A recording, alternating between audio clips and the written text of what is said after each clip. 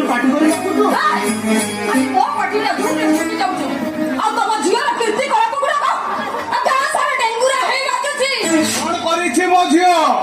ତମର ହେଇ ଚାନ୍ଦକୁ ଧରିବାକୁ ଚେଷ୍ଟା କରୁଛି। ମିଛ କଥା। ମୋ ଝିଅ କେବେ ହେଲେ ଏତେ ବଡ ଭୁଲ କରିପାରେନି। ତମେ ମିଛ କହୁଛ। ମିଛ କହି ଗୋଟେ ସଜଡା ଚୁଡ଼ିକୁ ଭାଙ୍ଗି ଦେବାକୁ ବସିଛ। ଚନ୍ଦ୍ରରେ କଳଙ୍କ ଅଛି ସତ, ହେଲେ ମୋ ଝିଅ ସୁରବିଦ୍ୟାର ନୁହେଁ। ଶୁଣ, ମୋ କଥା ଯଦି ତମର ଅବିଶ୍ୱାସ ହଉଛି ତାହେଲେ ତମ ଝିଅକୁ ଡାକି ପଚାରି ପାର। ପଚାରିବି? ମୋ ଝିଅକୁ ଡାକି ମୁଁ ନିଶ୍ଚୟ ପଚାରିବି। ହଁ ପଚାର। ତମେ କଣ ଭାବିଛ ଏମିତି ଗୋଟେ ନିରପରାଧୀ କି ଅପରାଧୀ ସଜେଇ ଦେବ? ସୁରଭି, ଏ ମା ସୁରଭି,